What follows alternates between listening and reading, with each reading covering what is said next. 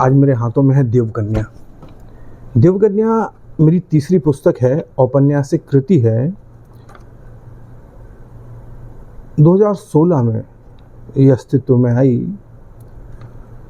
इस पुस्तक का वाचन शुरू करते हैं। आज शुरुआत हम करते हैं देवकन्या के प्रीफेस से, इसकी भूमिका से।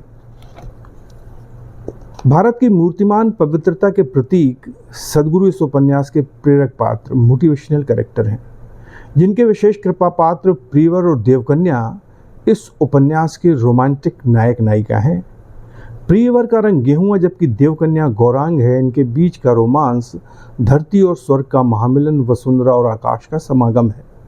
गेरुआ वस्त्रधारी सदगुरु नायक नायिका के बीच आध्यात्मिक संबंध की अनूठी कड़ी है। समूचा उपन्यास पल प्रतिपल रहस्य, रोमांच और रोमांच से भरपूर है। उपन्यास की रचना इस जीवन दर्शन, लाइफ फिलॉसफी को ध्यान में रखकर की गई है कि मनुष्य की प्रेम कामना के 4 प्रमुख केंद्र हैं: शरीर, मन, बुद्धि और आत्मा। इनकी आवश्यकता पूर्ति धर्म, अर्थ, काम और मोक्ष नामक 4 पुरुषार्थों से ही संभव है। धर्म पूर्वक अर्जित धन से जीवन की मूलभूत अनिवार्य अपरिहार्य जरूरतें, रोटी, कपड़ा, मकान आदि पूरी करके शरीर का संरक्षण, संवर्धन व पोषण किया जाता है। काम के जरिए कामनाओं की पूर्ति करके मन की तुष्टि, पुष्टि और निवृत्ति की जा सकती है। धर्म से बुद्धि का विकास व परिष्कार होता है। इन तीनों पुरुषार्थों की समुचित पूर्ति से अंततः चौथे पुरुषार्थ यानी जीवन के मूल लक्ष्य मोक्ष के जरिए आत्मा की संसार चक्र से मुक्ति, उपरति का पथ प्रशस्त किया जा सकता है। अर्थ के अभाव में सुविधाएं न जुटा पाने के कारण शरीर यात्रा रुक जाएगी। काम के अभाव में मन कुंठित, खिन्न व अवसादग्रस्त हो जाएगा।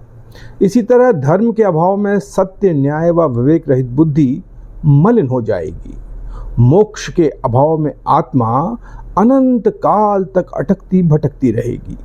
निस्संदेह धर्म पूर्वक अर्थ की प्राप्ति से कामनाओं की पूर्ति होती है, सुख प्राप्त होता है। काम और अर्थ यदि धर्म के नियंत्रण में हो तो उत्थानकारी होते हैं, जबकि धर्म का नियंत्रण हटते ही अर्थ और काम पतन के गर्त में गिरा देते हैं। यद्यपि भारतीय अध्यात्म शास्त्र के अनुसार मोक्ष जीवन का मूल लक्ष्य है, तथापि वह जीवन के परे आत्मा के परमात्मा में विलीन होने, जीव और ब्रह्म के ऐक्य, जन्म मृत्यु के बंधन से मुक्त हो जाने की स्थिति है। इसलिए इसका जीवन के व्यवहारिक अस्तित्व के साथ सीधा संबंध नहीं है। लिहाजा इस उपन्यास देवकन्या का ताना वाना किसी गफलत में उलझे बिना शरीर के अस्तित्वगत मूल अर्थ, प्रेम और काम की मजबूत आधारशिला पर टिका है। मन की वीणा पर प्रेम और काम का मधुर राग छेड़ा गया है, जिसकी परिणति देवकन्या के रूप में सामने आई है। मेरे इस उपन्यास में प्रेयस और श्रेयस, जीवन में दोनों तरह की गति, उन्नति को प्रस्तुत किया गया है। निस्संदेह प्रेम और काम जीवन की 2 मूलभूत जरूरतें हैं। दैवीय सौंदर्य के लिए मानवता की भूख है, इसलिए इनकी समुचित आपूर्ति व्यक्तित्व में धार, निखार और तेजस्विता लाती है। जीवन को सुख, शांति, स्वास्थ्य और समृद्धि से ओत-प्रोत कर देती है, जबकि इनकी कमी व्यक्तित्व को कुंठित कर देती है, जीवन को दुख, अशांति, बीमारी और दरिद्रता के कीचड़ में धकेल देती है। मैं ऐसा प्रेम और काम के महज दिलजोई वाले संकीर्ण अर्थ को सामने रखकर नहीं कह रहा। मैं जिस महान प्रेम और काम की बात कर रहा हूं वो व्यापक अर्थ से संपन्न है। इस प्रेम का गौरव काम है और इस काम का गौरव प्रेम है। यह शुभकामना रूपी प्रेम जब अपने से छोटों से हो जाए तो स्नेह बन जाता है, अपनों से बड़ों से हो जाए तो श्रद्धा आदर बन जाता है, अपने बराबर वालों से हो जाए तो अनुराग मैत्री बन जाता है, और ईश्वर के प्रति उमड़े तो भक्ति बन जाता है। यही प्रेम जब उत्कट भावना से एक दूसरे को चाहने वाले स्त्री पुरुष के बीच हो जाए तो इश्क, मोहब्बत, प्यार, लव बन जाता है। इस आखिरी वाले प्रेम के साथ काम का घनिष्ठ संबंध है, लेकिन मैथुन वाले संकीर्ण कामुक अर्थ में नहीं, बल्कि आत्यंतिक संभोग से समाधि तक पहुंचने वाले व्यापक कल्याणकारी अर्थ में। लिजलिजे घाटी अनुभव नहीं, ऊर्ध्व रेता शिखर अनुभव के अर्थ में।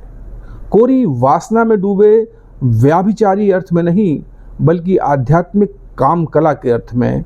शिव शक्ति, लक्ष्मी नारायण, सीताराम, राधा कृष्ण, पुरुष प्राण, प्रकृति रई, अग्नि सोम, स्वाहा सुधा, इन यांग व ऋण धन ऊर्जा तत्वों के असाधारण अर्थ में। कमोवेश इन्हीं शुभ अर्थों में प्रेम व काम का शुद्धतम निर्मल रूप झलकता है। यदि काम रूप विद्रूप होता तो भारतीय अध्यात्म शास्त्र शिव शक्ति का प्रत्यक्ष समन्वय पूजा प्रतीक के रूप में कभी भी प्रस्तुत न करता। जैसे जिलहरी में प्रतिष्ठित शिवलिंग परम पावन है, इसी तरह रीढ़ के आधार में स्थित कुंडलिनी की प्राण ऊर्जा काम भी पतित नहीं, परम पावन है। यह काम तत्व वरदानी त्रिनेत्र शिव की कृपा से अमर अनंग होकर इंसानों के अंग अंग में समाया है। यही कामरस है जो स्त्री पुरुष को नीरस, निराश, निरीह होने से बचाता है, उल्लास, उमंग, उत्साह से भरता है, ऋतंभरा प्रज्ञा के उदय का कारण बनता है। इसलिए दुर्बलता नहीं, प्रबलता है, जिसकी हलचल मस्तिष्क को सत्यम, शिवम, सुंदरम सृजनों के लिए उद्वेलित करती है। इसलिए काम मरण नहीं, जीवन है, विष नहीं, अमृत है। अमूल्य मणि सदृश काम घृणित नहीं, पवित्रतम है। यह हे नहीं, अभिनंदनीय है। दो परम सुयोग्यताओं के सम्मिलन पर प्रेम और काम का अकथ आनंद विमोक्ष समान मंगलकारी होता है। ईश कृपा, सद्गुरु के आशीष, सौभाग्य और परम पुरुषार्थ से ऐसा ही नर प्रीवर और नारी देवकन्या के साथ हुआ। इस उपन्यास के जो पात्र हैं, समुद्र में उठने वाले ज्वार भाटे की तरह नर नारी का संयोग वियोग जीवन का मूल आधार है। नर और नारी के मिलन बिछुड़न की संघर्ष में रगड़न दैहिक हलचल ठीक वैसी ही महत्वपूर्ण है जैसे सजीव शरीर में मांसपेशियों की सिकुड़न, सांसों का संचरण, दिल की धड़कन, नाड़ियों में रक्त संचार, कोशिकाओं का क्रियाकलाप। जैसे शरीर में आकुंचन प्रकुंचन टूटते ही मृत्यु की विभीषिका सामने खड़ी हो जाती है, वैसे ही नर और नारी प्रेम पूर्वक आपस में गुथे हुए न हों तो उनका स्वास्थ्य खतरे में पड़ जाता है। शारीरिक मानसिक रूप से अविकसित रह जाने का संकट पैदा हो जाता है। नर और नारी का समुचित मिलन ही प्रसुप्त चेतना और आंतरिक प्रतिभाओं को जागृत करता है। जन्म से लेकर मरण तक यह आवश्यकता बराबर बनी रहती है। अतः संयम और मर्यादा में रहते हुए कामोल्लास का लाभ लिया जाना बहुत आवश्यक है। हानि ईश्वर के अनुदान, उसके वरदान काम ऊर्जा के दुरुपयोग से होती है, उसके सदुपयोग से नहीं। हानि काम ऊर्जा के दमन से होती है, उसके दोहन से नहीं। इसलिए भर्त्सना संजीवनी शक्ति काम की नहीं, उसकी सही समझ न होने की होनी चाहिए। दमित वासना ही काम विकार बनती है, जबकि काम का समुचित सहज स्वीकार जीवन का परिष्कार करता है। स्त्री पुरुष का धर्म सम्मत योग, परस्पर काम विनोद, हास प्रयास का आयोजन जीवन की गरिमा और महिमा है। इसमें कुछ भी अवांछनीय और अश्लील नहीं। आध्यात्मिक धरातल पर मजबूती से टिका कामाचार विकृति नहीं, सुसंस्कृति है, सुरुचि है, समाधान है। प्रेमिल दाम्पत्य जीवन में स्त्री पुरुष का निर्मल सामीप्य, इंद्रिय तृप्ति, काम क्रीड़ा द्वारा उत्पन्न हर्षोल्लास, सम्मिलित सौम्यता की नूतन परिभाषा गढ़ता है। पंचाग्नि विधा से जुड़ी चरम काम तृप्ति स्त्री पुरुष की भाव संपदाओं व सृजनात्मक विभूतियों को उन्नत करती है। ब्रह्मचर्य का वास्तविक तत्वज्ञान यही है कि विद्वत जैसी काम शक्ति का सदुपयोग सावधानी व समझदारी से किया जाए। ऐसा न करने पर प्रकाश मिलता है, जबकि असावधानी ऐसा करने पर प्रकाश मिलता है, जबकि असावधानी व नासमझी से कामातुर दुरुपयोग जीवन को संत्रास से भर देता है। चूंकि विशुद्ध अर्थ में काम महाशक्ति है, इसलिए सामाजिक मर्यादा के नाम पर अश्लीलता का ताना कसकर काम तत्व की महत्ता, सत्ता और पवित्रता की खुलकर चर्चा से बचना मानवता के साथ धोखा है। धर्म व अर्थ पर केंद्रित जीवन जीने वाले ब्रह्मचारियों और सन्यासियों को योग साधना से मोक्ष का द्वार असहजता पूर्वक खड़खड़ाना पड़ता है, जबकि शुभ संकल्प पूर्वक धर्म और अर्थ के साथ तीसरे पुरुषार्थ काम पर केंद्रित जीवन जीने वाले ईश्वर भक्त गृहस्थ स्त्री पुरुषों को मोक्ष का द्वार खड़खड़ाना नहीं पड़ता, वह उन्हें सहज ही खुला हुआ मिलता है। ऐसा इसलिए क्योंकि ईश्वर द्वारा निर्धारित मैथुनिक सृष्टि में प्रेम और काम प्रजनन के पावन आधार हैं। पति पत्नी की धर्म सम्मत प्रेमिल काम क्रीड़ा से संतानोत्पत्ति होती है, जिसकी शुचिता निर्विवाद है, इसलिए उसे पापाचार या अश्लीलता हरगिज नहीं कहा जा सकता। नवजात शिशु द्वारा माँ का स्तनपान, गोद में बैठना और माँ द्वारा नवजात से लाड़ दुलार प्रेम के वात्सल्य भाव की अनुपम छवियां हैं। पिता द्वारा पुत्र को छाती से लगाना, चूमना स्वाभाविक स्नेह है। भाई बहन की धीगा मस्ती निर्मल प्रेम व्यवहार है। दादा दादी, नाना नानी सहित अन्य संबंधियों का बच्चों से प्यार परमानंद है। ये सब प्रेम और काम के सुंदरतम बहुआयाम हैं। पारिवारिक जीवन में अबोध बालक बालिकाओं का शारीरिक सामीप्य उनके निर्विकार मानसिक विकास का आधार होता है। इसी तरह सामाजिक जीवन में स्त्री पुरुष का उल्लास और विनोद भरा संपर्क हितकारी है, नुकसानदायक नहीं। ऐसा इसलिए क्योंकि जहाँ निश्चल प्रेम होता है, वहाँ वासना बधी पड़ी, सभ्यता सजी कड़ी और आँख में शर्म जड़ी होती है। ऐसा सदाचारी प्रेम हो तो मनुष्य चरित्रवान और ना हो तो मनुष्य दुष्चरित्र कहलाता है। नर और नारी संसार की आधी आधी सच्चाई हैं। वे परस्पर पूरक हैं, संयुक्त होकर ही संपूर्ण होते हैं। नर और नारी के स्वस्थ संबंध के लिए कामकला विज्ञान को समझना आवश्यक है। इन्हीं के प्रेमिल मिलन विछोह से प्रकाश प्रदाता विद्युत पैदा होती है।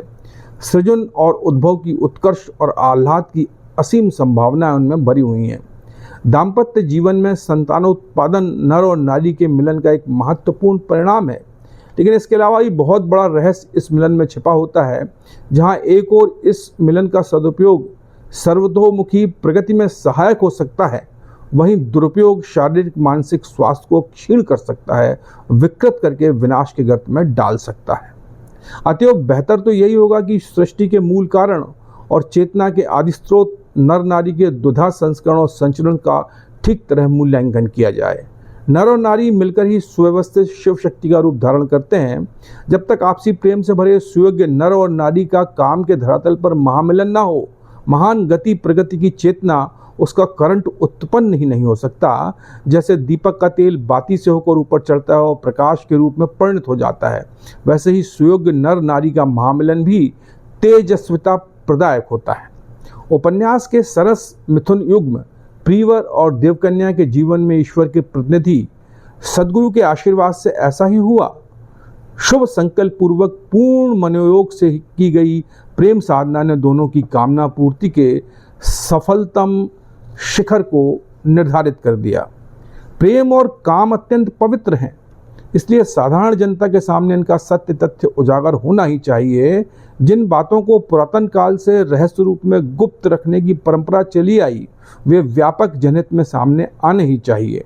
उपन्यास के प्रेरक पात्र सद्गुरु को निमित्त बनाकर ईश्वर ने वही रहस्य खोल दिया है। अंतरतम तल के निगूढ़ कोशागार में संग्रहित प्रेम और काम का मनोरम रहस्य आध्यात्मिक विषय की सच्ची लगन रखने वालों के लिए उजागर हो गया। इसी के साथ लौकिक और पारलौकिक जीवन को सजाने संवारने की पावन कुंजी हाथ लग गई। सद्गुरु आध्यात्मिक अनुभूति के शुद्धतम व निर्मल प्रतीक हैं, जिन्होंने पूर्ण मनोयोग और सच्चे संकल्प के साथ पतंजलि प्रणीत योग दर्शन के 8 चरणों यम नियम आसन प्राणायाम प्रत्याहार धारणा ध्यान और समाधि का अद्भुत प्रसाद हासिल किया। इसी प्रसाद की मिठास उन्होंने प्रीवर और नायिका देवकन्या को वितरित कर दी। मुझे यकीन है इस उपन्यास के सुधी पाठकों को भी अपार आनंद रस की प्राप्ति होगी। एवमस्तु। अनंत शुभकामनाएं और अशेष प्रेम, सुरेंद्र दुबे। ये देवकन्या की भूमिका है। अगले वीडियो में हम देवकन्या को प्रत्येक दृष्टांत के अनुरूप समझेंगे। पहला दृष्टांत है पुश्तैनी हवेली, फिर फार्म हाउस, फिर सदगुरु, फिर अभय तेजोचक्र का आमंत्रण, फिर भावी देवर की अनुपम क्षमा, शहर से गांव की ओर, स्वर्ग से महान जन्मभूमि सुंदरपुर, आत्मा की आवाज़, देवकन्या की दस्तक, सच सपना या कोरी कल्पना, कल नहीं थी आज है कल हो ना हो, तीसरी मुलाकात, सौंदर्य वर्णन, स्वर्ग का स्वप्न दर्शन, नदी के तट पर झूमा, देव कन्या की प्रीवर, सब ठीक ठीक, हिमालय की डायरी, अनाम साधु बाबा और स्वर्णिम पेंटिंग, अशोक वृक्ष के तले संबोधि, प्रीवर की डायरी, देव कन्या की कलम, स्वप्रेम की उज्जवल छवि, खामोश रहो या कुछ बेहतर कहो, चेहरे को पढ़ने का हुनर, झुक जाना ज़रूरी है, मधुमास की स्वतंत्रता मिलेगी, अलौकिक प्रेम बना सप्तपदी, दाम्पत्य में प्रेम विनोद, संभोग से समाधि की ओर, प्रियवर की विजय के चिन्ह, बधाई और शुभकामनाएं, अब प्रेम अंताक्षरी,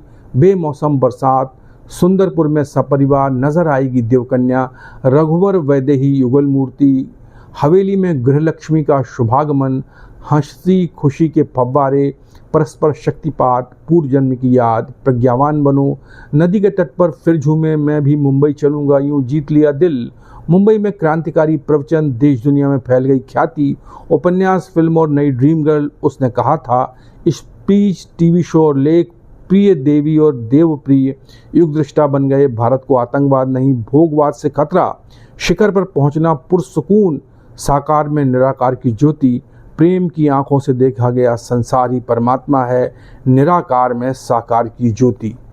इन तमाम दृष्टांतों के साथ देवकन्या संपन्न होती है।